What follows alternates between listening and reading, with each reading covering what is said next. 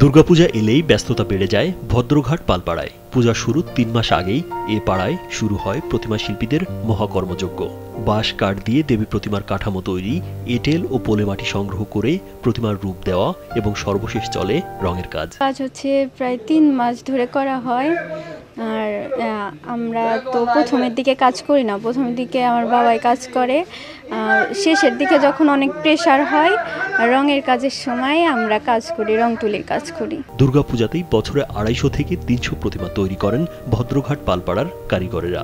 শুধু দুর্গাই নয়, লক্ষ্মী, সরস্বতী, কালী পূজার প্রতিমাও তৈরি হয় এখানে। বাজার ভদ্রঘাট পালপাড়ায় আমাদের প্রতিমার কাজ অনেক দিন হলো, আমরা সবাই মিলে কাজ করি। আমাদের এখানে ২ থেকে ২৫০ প্রতিমার কাজ হয়। প্রতিমার আমাদের অনেক খরচা পোষায় না, তারপরেও করা লাগে, বাপ দাদা করে আসছে, সেই ক্ষেত্রে কাজ করি আমরা। চলতি বছর ২৫০টিরও বেশি মন্দিরের দুর্গা প্রতিমা তৈরি হচ্ছে ভদ্রঘাট পালপাড়ায়। সবচেয়ে ছোট প্রতিমার মূল্য ২৫ থেকে ৩০ হাজার টাকা এবং সর্বোচ্চ ১.৫ লাখ টাকা। নিজ জেলা ছাড়াও বগুড়া, নাটোর, রাজশাহী, পাবনা ও টাঙ্গাইল জেলাতেও চলে যাচ্ছে ভদ্রঘাটের প্রতিমা। আমাদের এই ভদ্রঘাট পালপাড়ায় প্রায় ২০০ পিস প্রতিমা তৈরি হয়। ২০০ পিস প্রতিমা নানান মানে আমাদের ৫-৬টা ডিস্ট্রিক্টে চলে যায়। যেরকম ডিস্ট্রিক্ট হচ্ছে আপনার টাঙ্গাইল ডিস্ট্রিক্টে যায়, শিওর ডিস্ট্রিক্টে থাকে, পাবনা ডিস্ট্রিক্টে যায়, বগুড়া আসে, রাজশাহী, তো কয়েকটা বিভিন্ন মানে ডিস্ট্রিক্টে চলে যায়। বিভিন্ন জায়গায় লোক আসে কিনা নিয়ে চলে যায়।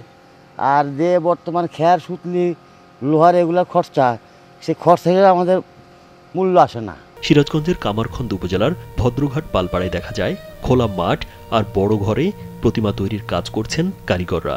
অধিকাংশ প্রতিমা মাটির কাজ শেষে রং তুলির আঁচড়ে শিল্পীরা সাজিয়ে তুলছেন দেবী দুর্গা, সরস্বতী, লক্ষ্মী, কার্তিক, গণেশ ও অসুরকে। পূজার আর মাত্র কয়েকদিন বাকি, তাই কারিগরদের দম ফেলার সময় নেই। এই বাংলাদেশের মধ্যে ভদ্রঘাটি, আমরা তো ভারত বাংলাদেশ ঘুরে বেড়াই, ভদ্রঘাটি কারখানা প্রতিমা বেশি।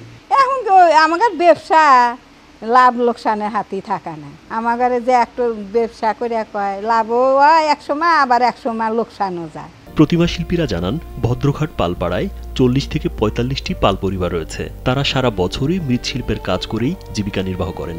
এদের মধ্যে ১৩টি পরিবার প্রতিমা তৈরির ব্যবসায় জড়িত। তবে প্রতিমা তৈরির কারিগর হিসেবে কাজ করেন পালপাড়ার প্রায় সব সদস্যই। এছাড়াও অন্য এলাকার প্রায় অর্ধশতাধিক শ্রমিক দৈনিক মজুরি হিসেবে কাজ করেন। সিজনে এই কাজগুলো করি, দৈনিক মজুরি ১,০০০ টাকার মতো। ওই মজুরি বাবদ আমি এখানে কাজ করি, সিজনে কাজ করি। এখানে ৫ বছর হলো কাজ করি আমি। এখানে অনেক ধরনের সব ধরনের প্রতিমা এখানে তৈরি হয়। দুর্গার পরে কালী পূজা আছে, লক্ষ্মী পূজা আছে, এগুলা সব ধরনের প্রতিমা এই জায়গায় তৈরি হয়। ভালো লাগা থেকে কাজ করি। এই সময়টুকুতে কাজের চাপ থাকে, এসে কাজ করে দিই ভালো লাগা থেকে। আর বাকি সময়টুকু অফ সিজনে আমি অন্য পেশায় নিয়োজিত আছি।